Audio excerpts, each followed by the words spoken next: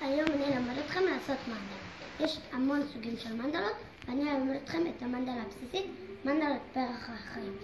זה מאוד כיף לעשות מנדלות וזו תחושה מאוד נעימה. בשביל לעשות מנדלה צריך כמובן דף, סרגל, מחוגה ולפעמים פרום. אני חוזרת, דף, צריך סרגל, מחוגה ולפעמים פרום. במחוגה יש שתי צדדים, צד אחד חד ודוקר והצד השני הוא כמו עיפרון שאיתו אנחנו מסרטטים. בשביל להתחיל את המנדלה צריך למצוא את הנקודה האמצעית של הדף. איך עושים את זה? יש הרבה שיטות לזה, יש שיטה מאוד קלה, עושים X עם הסרגל, הנקודה שהם נפגשים ביחד זה האמצע. בשביל להתחיל את העיגול הראשוני צריך שכל אחד יפתח את המחוגה שלו על 6 סנטימטר.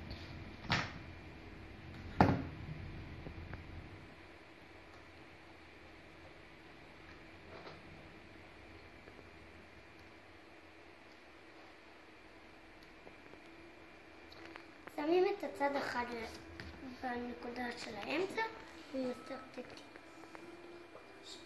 את העיגול הראשון.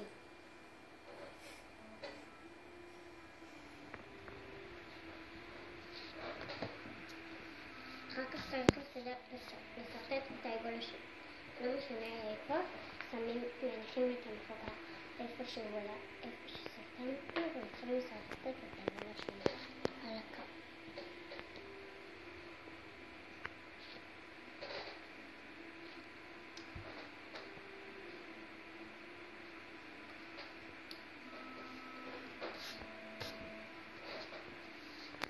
עכשיו צריך להתחיל את העיגול השלישי. זה לא כמו העיגול השני ששמנו איפה שאנחנו רוצים על הקו את המחוגה. אנחנו שמים אותה או פה בין החיבורים, בין העיגול לעיגול, או פה בין העיגול לעיגול. ועושים את העיגול השלישי אותו דבר, וצריך לשים לב, תמיד החוד הזה הוא ייגע בנקודה של האמצע. ואם הוא לא נוגע, זה אומר שזה כבר מנדלה אחרת, זה לא מנדלה.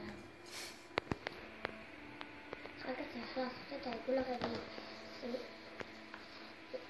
שמים את זה או בחיבורים פה או בחיבורים פה, וסרטטים את העיגול.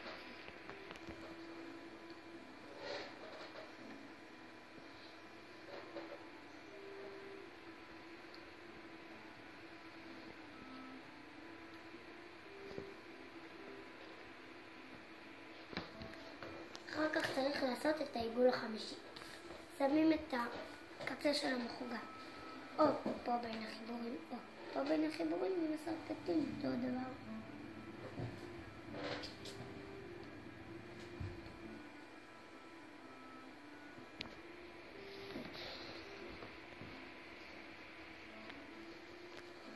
עכשיו נעשה את העיגול השישי.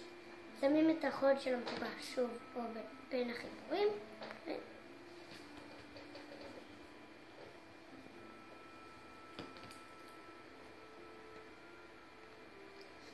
עכשיו צריך לעשות את העיגול השביעי, העיגול האחרון. עושים בדיוק אותו דבר בין החיבורים ומסרטטים.